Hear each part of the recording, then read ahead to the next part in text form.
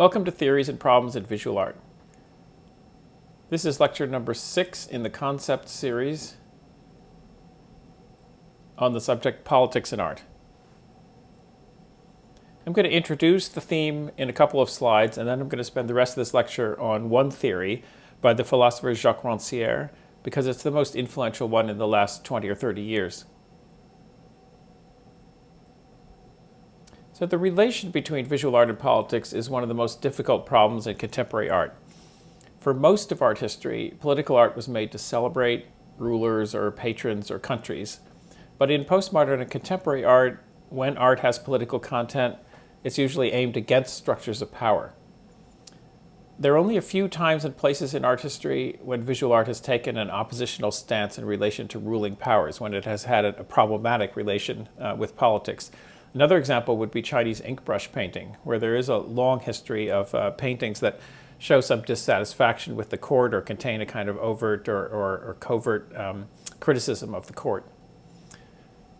But just to give a couple of examples to orient this whole problem, here's a painting that I'm just going to take as a typical one for post-Renaissance art, Velázquez Surrender at Breda. It shows the Spanish victory over the Dutch in 1625. So just as an example of the way that before postmodernism in particular, before modernism and contemporary art in general, art, when it was political, served the patron, served the regime, served the king, served the country, and so on. In the course of the 19th century, politics and art became less compatible as art developed its own meanings and interests that weren't overtly or immediately political.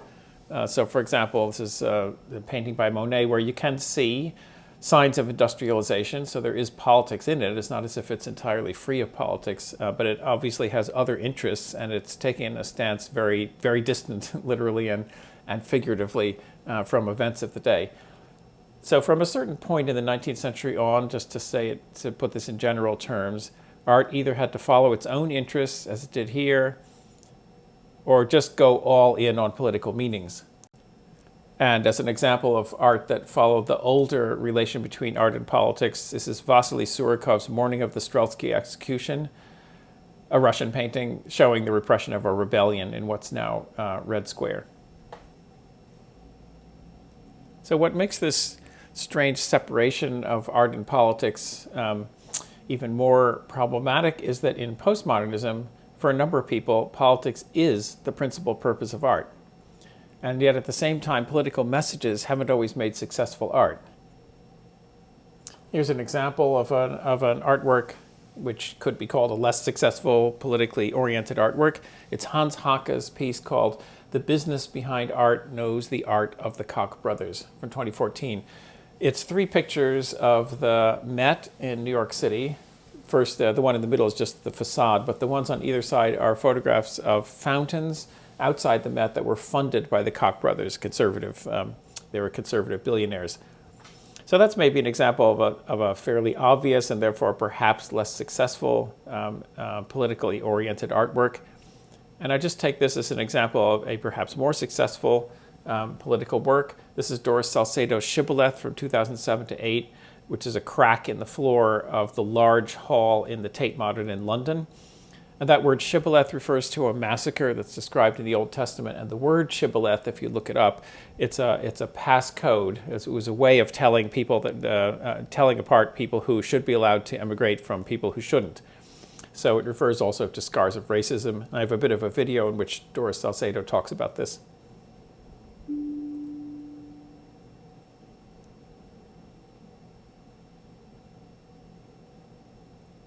Shibboleth is a piece that refers to dangers at crossing borders or to being rejected in the moment of crossing borders. So I am making a piece about people who had been exposed to extreme experience of racial hatred and subjected to inhuman conditions in the first world. This piece is trying to introduce into the turbine hall another perspective. And the idea is that we all look down and maybe try to encounter the experience of these people that I've been referring to somewhere hidden within this deep division that is being generated in the turbine hall. The presence of the immigrant is always unwelcome. The presence of the immigrant is seen as jeopardizing the culture of Europe.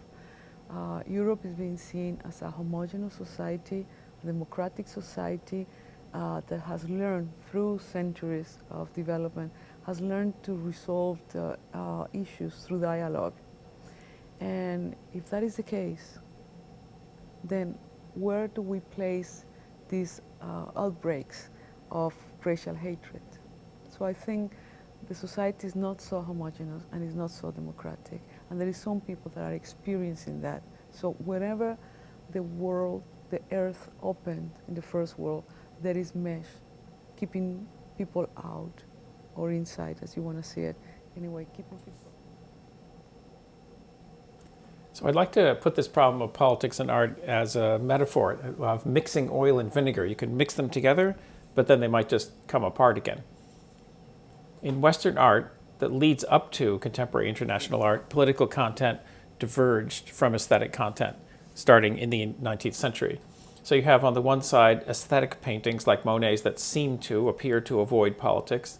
And on the other side, you have very political art, overtly political art, like Hans Hake's, that seems to avoid or be uninterested in questions of aesthetics or form. He just threw the installation together to make his point.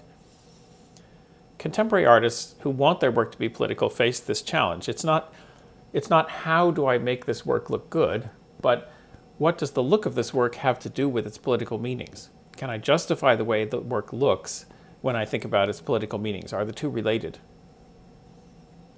Here are two ways of asking about this question, both of which come up in critiques, two different approaches.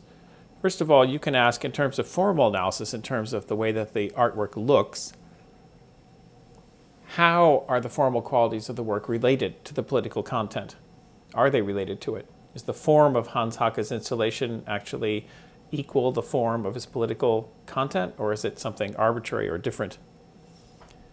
Or in terms of the philosophy of art, you could ask, how is aesthetics related to politics? In postmodern practice, art that's interested mainly in politics and not in the formal qualities of the art object as much is known as the anti-aesthetic. The anti-aesthetic is a movement that started officially in 1980 when it was the title of a book, but it was around in the 70s and 60s. Anti-aesthetic art is mainly concerned with how art can affect the world and change people's minds or contribute to a better society. From this point of view, aesthetic art, that's beautiful or sublime art and so on, that gives pleasure to the eye, is old-fashioned or incomplete. Then the question becomes, how do you get beyond that choice? How do you create contemporary art that does both things at once?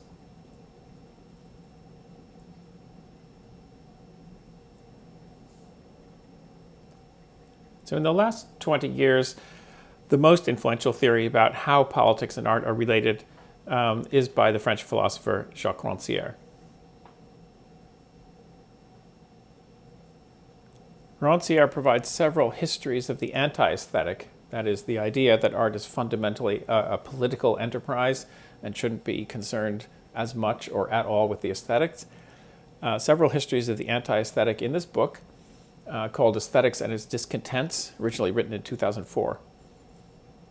The first of these histories is in the preface. It's the one I'm going to talk about here. And that history in the preface of this book has two parts. The first part of the history, he discusses people who say aesthetics has tried to steal, quote, the meaning of artworks by claiming that visual art is fundamentally aesthetic. He names three people, he says, have done this.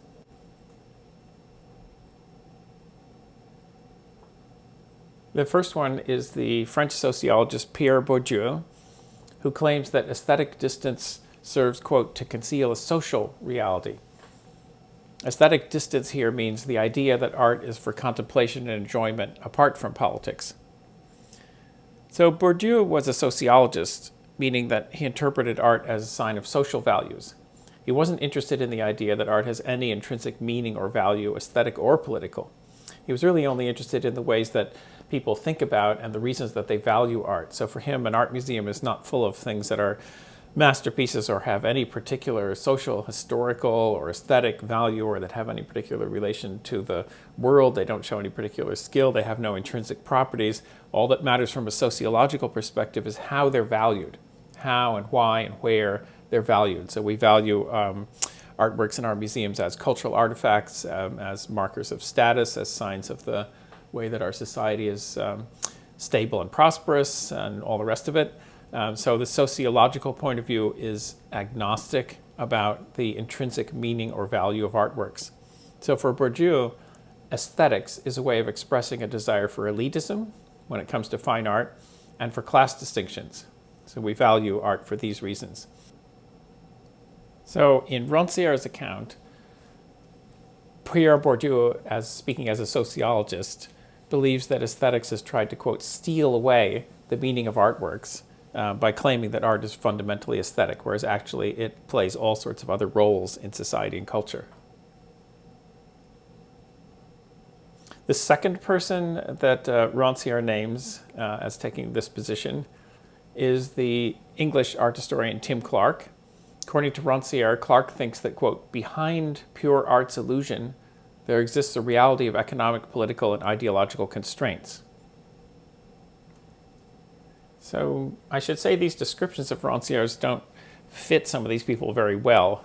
Clark is actually a very good example of a person who's tried to think about formal and aesthetic properties of art along with political properties of art. He's been doing this for a number of decades. But my subject here is Rancière, and this is the way he describes Clark in his preface. So he's enlisting Clark in his enumeration of these three people who supposedly say that aesthetics has stolen away the real meaning of artworks. In this case, stolen away the real meanings that are economic and political behind artworks. And the third person that Rancière names is Hal Foster, another art historian, who Rancière says hails, quote, the advent of the postmodern as inaugurating a break with the illusions of avant-gardism. So according to Rancière, Foster believes postmodernism has gotten away from fundamentally aesthetic concerns of avant-garde modernist art like Picasso and Surrealism and abstract expressionism. But Rancière says this form of critique, Bourdieu, Clark, and Foster, has, quote, almost totally gone out of fashion. And that's another weird thing to say, by the way, because all three of these authors are still very much read. But that's a question of Rancière's framing of this whole problem. So from his point of view, these three very different writers are examples of a larger phenomenon. These are people who would say about aesthetics that it has somehow stolen away or hidden or otherwise obscured real meanings, fundamental meanings of artworks. In the case of Bourdieu, those fundamental meanings would be social, and in the case of these other two writers, they would be political and historical. That was all the first part of Rancière's argument. So the second part of Rancière's argument is that more recently, he says, quote, aesthetics has come to be seen as the perverse discourse which bars the pure encounter with the unconditioned event of the work. So, in other words, instead of saying that aesthetics has stolen away the real meaning of art, has distracted people from the real meaning of art, here the claim is that aesthetics, that is the philosophy of art in general, has been criticized as a, quote, perverse discourse, which is stopping people from understanding or perceiving the real nature, the unconditioned nature of artworks. And here he names three French philosophers who want to, quote, extract the glorious presence of art out from under the suffocating discourse on art. In general terms, this is a very familiar kind of a position, even if these people and this way of putting it is not so familiar, because ever since the beginning of modernism, there has been this notion that there is something like pure presence or pure existence of an artwork that is somehow underneath or behind or somehow logically before all the things that can be said about art, including aesthetics. In other words, it's something that's underneath all of art theory or behind all of art theory. So if you're interested in this, these are some of the people you might want to look at. These are the ones that Rancière names: Jean-Marie Schaeffer, Alain Badiou, who's the one at the lower left, and Jean-François Lyotard, who comes up in a couple of other lectures because he was a theorist of the sublime. So from here, the argument gets even more complex, and Rancière presents it differently in different books. This is a book it's an interesting read about him, about Rancière anyway. So in this book, though, Rancière concludes, art is not political because of the messages it conveys, nor because of the ways it represents society. Here he's thinking of the first three of those authors that I was mentioning. It is political, he says, because of the very distance that it takes with respect to those functions. It's the distance of art from political action, that's from protests or from actual politics or from slogans or from messages and so on. It's the distance of art from political action that gives it the chance to be truly political. This is part of Rancière's position that has made him so influential. Therefore, politics and art are not, quote, separate realities, but two forms of the distribution of the sensible. That expression, the distribution of the sensible, is very widely quoted in art writing. It means basically the sum total of ways of making sense of the world that comprises a culture, our culture, any culture.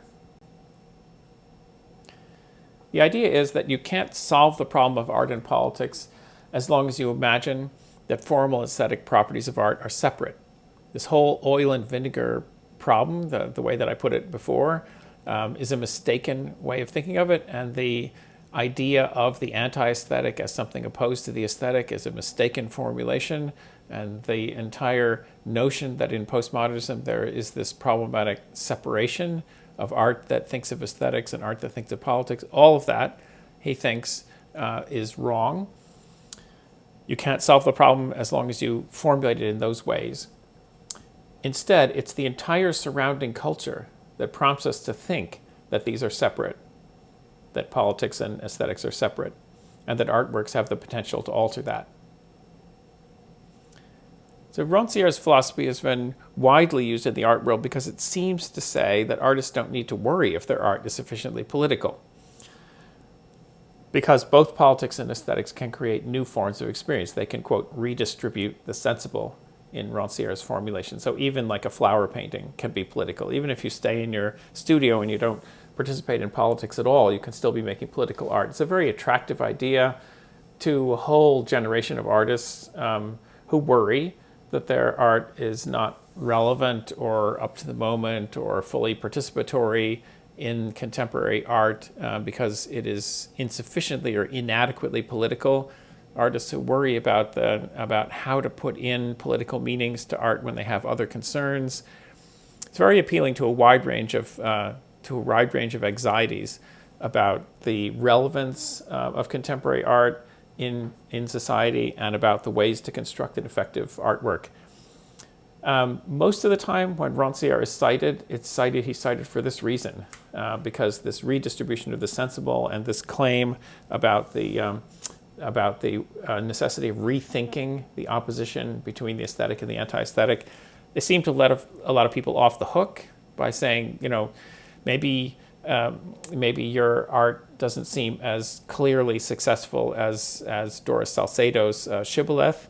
Maybe your art seems to be a bit of a slogan, maybe like the Hans Haacke, but you don't need to worry about that because what counts is the redistribution of the sensible, and even if you were to stay in an attic painting flowers, you would still be making political art.